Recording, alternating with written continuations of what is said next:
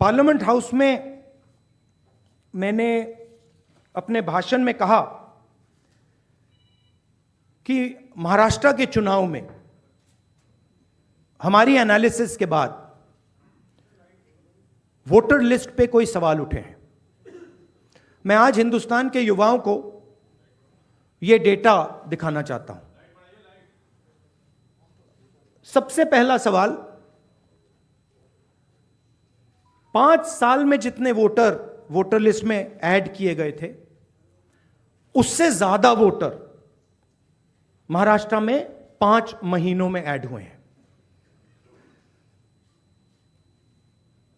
32 lakh voters Vidhan Sabha 2019 and 2024 के बीच में। 39 lakh voters, मतलब हिमाचल का जो पॉपुलेशन है वो ऐड कर दिया लोकसभा 2024 एंड विधानसभा 2024 के बीच में। यह पहला सवाल है। ये जो एडिशनल वोटर्स ऐड किए हैं, ये हैं कौन, ये कहां थे और ये कहां से आए? पहला सवाल। दूसरा सवाल, बहुत महत्वपूर्ण सवाल, महाराष्ट्र का पॉपुलेशन सरकार के मुताबिक, महाराष्ट्र का अडल्ट पॉपुलेशन सरकार के मुताबिक 9.54 करोड़।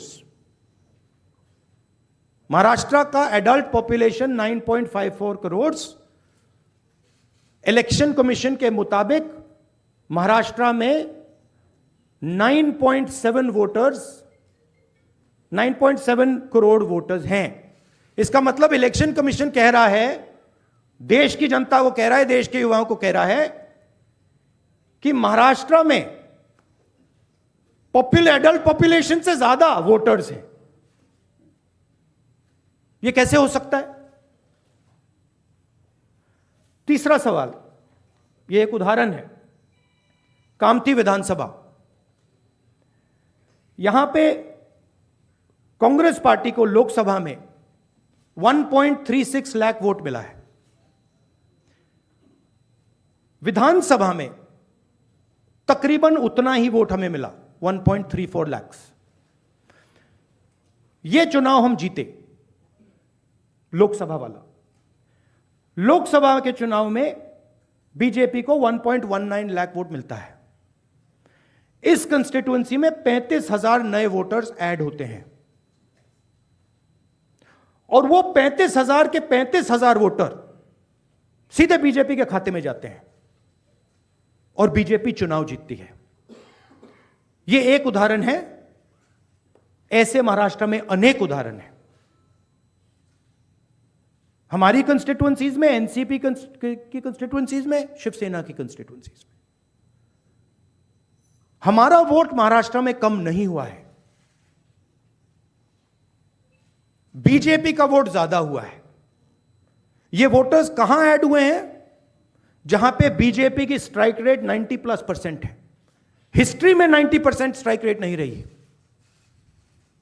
तो यह मैं देश की जनता को कहना चाहता था। अब हमने इलेक्शन कमीशन को 1 बार नहीं, 2 बार नहीं, 3, 4, 5 बार बोला है कि देखिए हम आरोप नहीं लगा रहे हैं, लगाना चाहिए मगर हम लगा नहीं रहे। हम आपसे सिर्फ महाराष्ट्र की वोटर लिस्ट मांग रहे हैं। लोकसभा की final voter list, name, address, photograph. Vidhan Sabha की final voter list, name, address, photograph. आप ये लिस्ट हमें नहीं दे रहे हो। ट्रांसपेरेंसी लाना आपका काम है। तीनों राजनीतिक पार्टियां, विपक्ष की पार्टियां महाराष्ट्र की, पब्लिकली आपसे सवाल पूछ रही हैं। मैंने पार्लियामेंट में बोला, हमारे सब नेताओं ने बोला है, इलेक्शन कमीशन हमें लिस्ट नहीं दे रही। उनकी जिम्मेदारी बनती है कि जल्दी से जल्दी लोकसभा, विधानसभा महाराष्ट्र की लिस्ट वो NCP, Shiv Sena and Congress party को पकड़ा दें, क्योंकि हम इस मामले को आगे ले जाना चाहते हैं। हम इस इन्वेस्टिगेशन को एंड तक ले जाना चाहते हैं। धन्यवाद। अब सुप्रिया जी, आप बोलिए, आपको जाना है।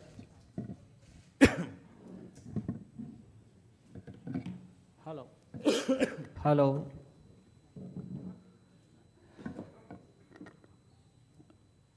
राहुल जी ने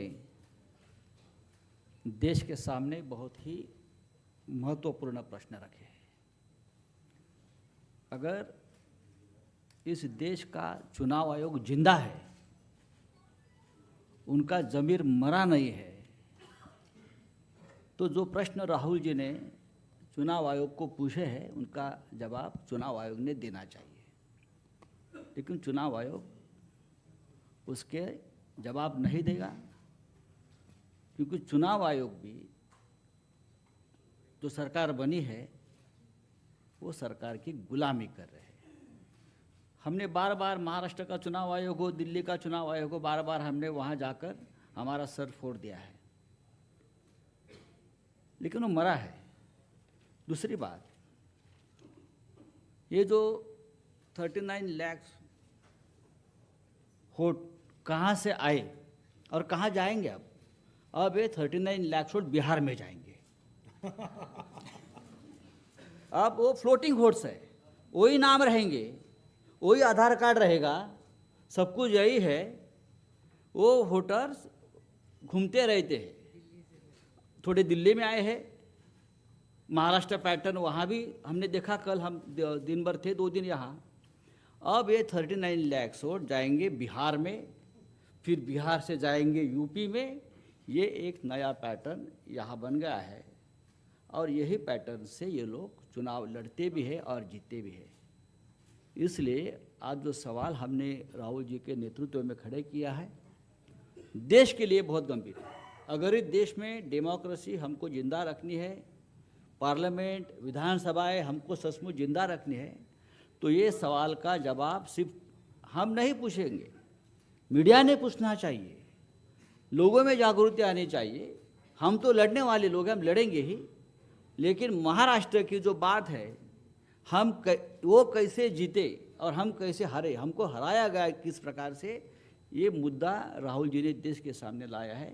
मैं बार बार चुनाव आयोग से अपील करूंगा कि आप उठिए, कफन निकालिए, आपके ऊपर जो कफन डाल दिया है सरकार ने, उठाकर आप ये सवालों का जवाब दीजिए। Thank you.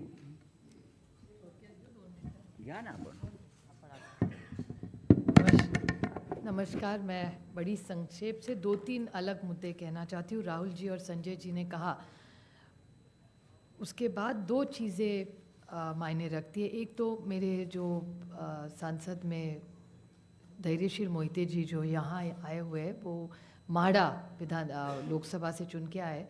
उनके ही सोलापुर ज़िले में उत्तम जानकर जी इस बार हमारे विधायक बन के आए। उत्तम जानकर जी सोलापुर डिस्ट्रिक्ट से चुन के आए। उनका कहना है कि उनको वोटिंग जो हुआ है मरकटवाड़ी, आप सब ने बहुत उस पर टीवी पे भी कवरेज दिया था, उसमें उनका मानना है कि वो चुन के आए हैं, लेकिन उनको जो वोट पड़ने चाहिए वो नहीं मिले हैं, तो वो फिर से जीते हैं, फिर भी री इलेक्शन चाहते हैं और कह रहे हैं कि बैलेट पे लिया जाए।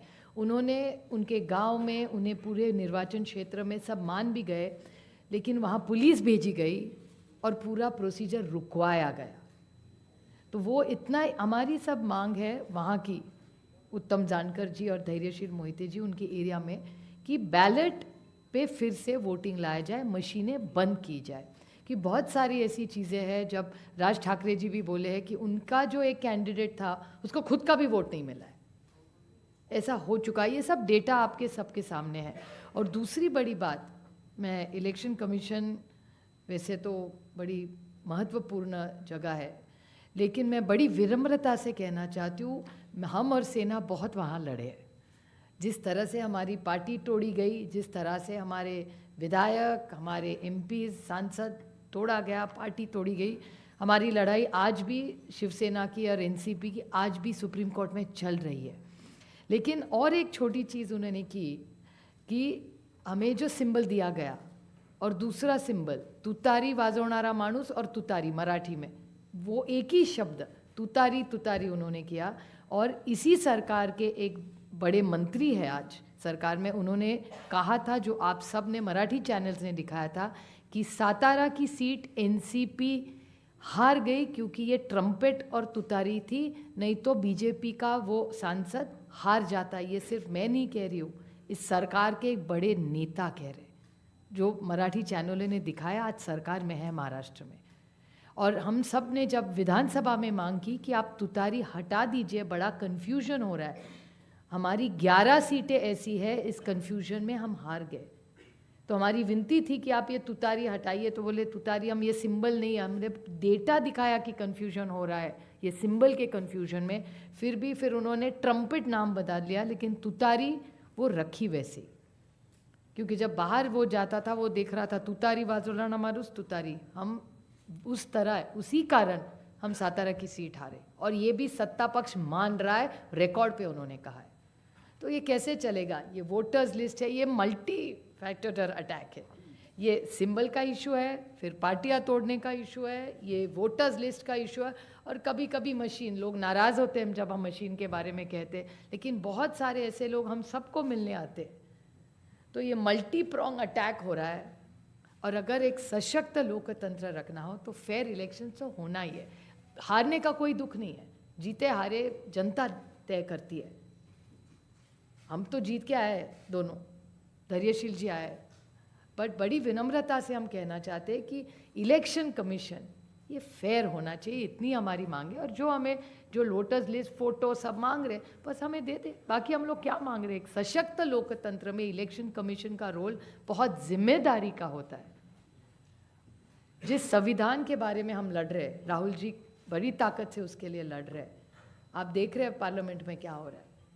तो वो संविधान बचाना हो, देश बचाना हो, एक सशक्त लोकतंत्र के लिए महात्मा गांधी ने इतना बड़ा योगदान दिया, जवाहरलाल नेहरू ने देश को इतनी दिशा दी, इन सब के मान सम्मान उनका, जो उन्होंने मेहनत करके हम सबको ये हक दिया है, वो पूरा फेयर होना ही चाहिए। और हमारी लड़ाई नहीं है, हम सिर्फ पारदर्शकता चाहते, बाकी हमारी कुछ मांग नहीं।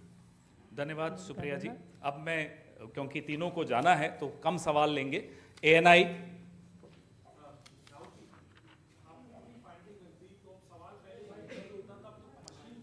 मशीनरी पे हो रहा है, अब तो सवाल पूरी मशीनरी पे हो रहा है, इसको आगे लेके कैसे जाएंगे, क्या रास्ता बचता है आप लोगों के पास?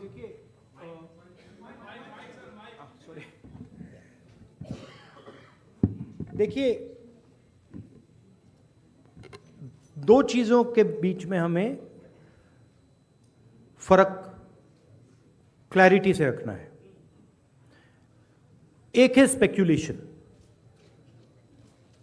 स्पेक्यूलेशन कोई कह सकता है कि भैया मशीन में कोई प्रॉब्लम है, कोई दूसरी बातें कह सकती हैं, और दूसरा है फैक्ट। मैंने यहां स्पेक्यूलेशन नहीं रखा है, मैंने यहां फैक्ट रखा है। फैक्ट नंबर 1, हिमाचल जितने वोटर्स ऐड हुए हैं, कंस्टिट्युएंसीज में जहां ऐड हुए हैं वहां हमारा वोट एक है, बीजेपी का वोट बड़ा है। ऐड बीजेपी के कंस्टिट्युएंसीज में बीजेपी को जहां बीजेपी जीती है वहां ऐड हुए हैं। और फाइनल फैक्ट, महाराष्ट्र से पॉपुलेशन से ज्यादा इलेक्शन कमीशन कह रहा है कि वोटर्स है। These are not speculations, these are facts, and this is not our data, this is election commission data, these are election commission numbers। अब हम कह रहे हैं कि अनोमली तो फैक्चुअल अनोमली है, और अगर आप चाहेंगे मैं आपको लिस्ट दे दूंगा और कंस्टिट्युएंसीज जहां ये हो रहा है, जहां क्लियरली वोट ऐड हुए, हमारे अलायंस की वही वोट है, एडिशनल वोट से बीजेपी जीत रही है। 90+% strike rate. What is the exact strike rate? 90% strike rate. Okay? These are facts. Now, Election Commission is the final authority. We are asking them. You are not going to be able to explain to us how there are more voters in Maharashtra than the population of Maharashtra. You cannot explain it. So what you need to do is you need to give us now the voter lists so we can explain it. And I'm sure if they give us the voter list, we will have another press conference here where the answers to these questions will be available to you. And so that is why we are asking the Election Commission again and again. Our party has asked, their party has asked, multiple people have asked, informally we have asked, formally we have asked. Every time the Election Commission says to us, nothing happens. And my concern is the strategy is to delay and destroy. Right? So the answer is Election Commission needs to give us this data. We are the opposition. And they need to give us this data as soon as possible. Next step, frankly, what can it be? The next step is we go to the judicial system. Right? Also, we don't actually understand the main issue here. This is actually a small piece of the puzzle. The big piece of the puzzle is voter deletion. We don't know how many voters have been deleted where. We know how many have been added, but we don't know how many have been deleted. We suspect the number of deleted voters is bigger than the number of added voters. We suspect. So, Sir, PTI, mic दीजिए. अरे give the mic. So you are saying that despite raising this with the EC time and again, they are not responding. So do you think that also another way would be to go to the people and start a people's movement, or also could you approach the president about this? I mean, I just mentioned, I think the next step of this is going to be go to the judiciary. But look, it's surprising to me that the Election Commission is not ready to give us the voter list. It should be surprising to you, right? There should be no reason for them not to give us the voter list. To me, the only reason possible for them not immediately giving us the voter lists of both these elections is that there's something wrong, and they know it, right? Sanjay Mishra ji. Rahul ji, आपने और संजय जी ने कहा कि voter list election commission दे नहीं रहा है, और जिस तरह का उनका रवैया है शायद आपको मिले भी नहीं. क्या आप लोगों के पास जो लोकसभा चुनाव के दौरान वोटर लिस्ट मिली थी पार्टियों को, और विधानसभा चुनाव के दौरान जो पार्टियों को लिस्ट मिली थी, उस लिस्ट के आधार पर कहीं कोई कंक्लूजन पर आप पहुंच सकते हैं? हमें सेंट्रलाइज्ड लिस्ट नहीं मिलती है, हमें बिल्कुल डिसेंट्रलाइज्ड लिस्ट मिलती है. तो हमें सेंट्रलाइज्ड एक लिस्ट चाहिए और हमें फाइनल लिस्ट चाहिए जिस लिस्ट पे वोटिंग हुई है लोकसभा और विधानसभा की. बड़ा सिंपल सा है, 15 सेकंड में भी ये इलेक्शन कमीशन हमें ये दे सकती है, बट नहीं दे रही है. मौसमी.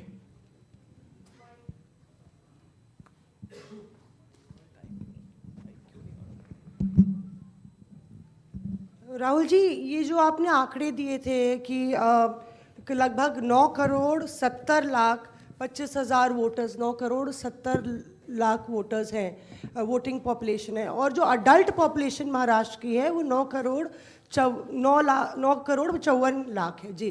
तो ये जो सेंसस क्योंकि 2011 में हुआ है, क्या हम लोग को इसकी सोर्स पता चल सकता, और क्या वो प्रोजेक्टेड पॉपुलेशन है 5 साल की अंदाजन निकाली गई है? That is the Union Ministry of Health and Family Welfare data. Right? So that is normally क्या होता है, जितने वोटर्स होते हैं उतने वोट ऑलमोस्ट कभी नहीं करते हैं. नॉर्मली अगर आप किसी स्टेट में देखें तो 85%, 87% कर जाते हैं ऑफ टोटल वोटर्स. यहां पे आई थिंक 102% कर गए हैं. हाउ मच, कितना है ये? 102% कर गए हैं. तो it is not only that there are more voters than actual people, it is that the voting percentage is 102%. right? The actual voting percentage of this should be 15% approximately. If you आप states को aggregate करो तो it should be 15% less than 9.54. It is actually 102%, right? So really, it's way beyond the population. जी, और दूसरी जिक्र आपने किया था कि सीईसी का सिलेक्शन जो हो रहा है, I think one question is enough, let's not, नहीं, वन लास्ट क्वेश्चन जैनेंद्र जी।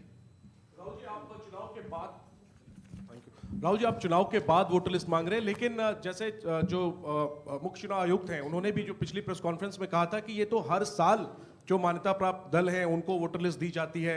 चुनाव से पहले, ठीक पहले जो फाइनल रोल होता है वो भी उम्मीदवारों को और पार्टियों को दिया जाता है। तो अगर दी जाती हैं तो फिर हमें दे क्यों नहीं रहे? हम मांग रहे हैं, अगर दी जाती हैं, if it is the norm to give it, तो दे दो। वो तो चुनाव के पहले ही आप लोगों को दिया गया होगा क्या? नहीं, मैंने वो बोला आपको, वो डिसेंट्रलाइज तरीके से लिस्ट मिलती है।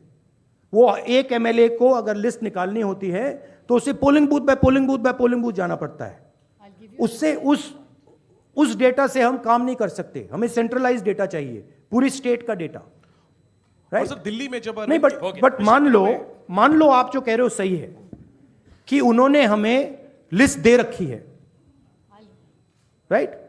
Fine, then why are they not just making it available to us? I'll add a small point. One second.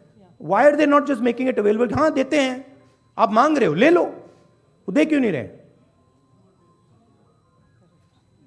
Just one small point. नहीं, you were, हम साथ में थे अरविंद जी के साथ उस मांग में।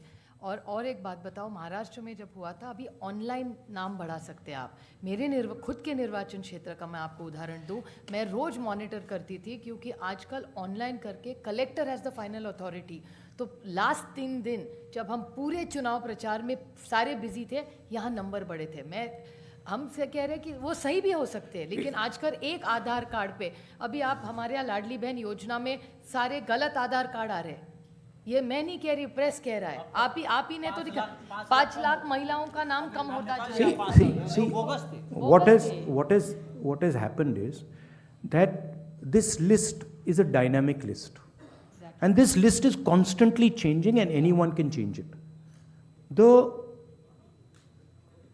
nice way to say it is that the Election Commission has lost control of the list. The bad way to say it is the Election Commission has manipulated the list. What is very clear is that the list in Maharashtra has gone wrong. There's no doubt about that. Because, please understand, a list which is bigger than the entire population, a list where the population of Himachal Pradesh is entering into Maharashtra, a list where all the additional voters are going in favor of the BJP. Look at that page. All of them have gone to the BJP. It's not that 50% have gone, 60% have gone. It's the same. 35,000, 40,000. All have gone. So something is wrong. And it is the responsibility of the Election Commission now to come clean on what has happened. Right? The answer is not, we gave you the list. We as opposition are asking you for the list now. The answer is, give us the list now. Don't tell us about what happened in the past. We want to know now. If you have no problem giving the list, you've already given it to us, okay, give it to us today. And give us the Lok Sabha one with names, pictures and addresses. Give us the Vidhan Sabha one with names, pictures and addresses. Because if you don't, there is a serious question now that is being asked about Indian democracy. Which means we are now heading towards the complete destruction of the Constitution. And we are in the business of protecting the Constitution. That is why I have put this here. And that is why I put Ambedkar ji. Ambedkar ji की photo मैंने यहाँ इसलिए लगाई है क्योंकि ने ऊपर लिखा है electoral roll is the most fundamental thing in a democracy. Election Commission उसकी रक्षा नहीं कर रही है. हम मांग रहे हैं ये फंडामेंटल चीज जो अंबेडकर जी ने कहा है ये हमें दीजिए, वो करेंगे नहीं देंगे आपको. That is the issue here. Thank you very much. Thank you जी. सर एक क्वेश्चन, राहुल जी एक सवाल है, राहुल जी ठीक है.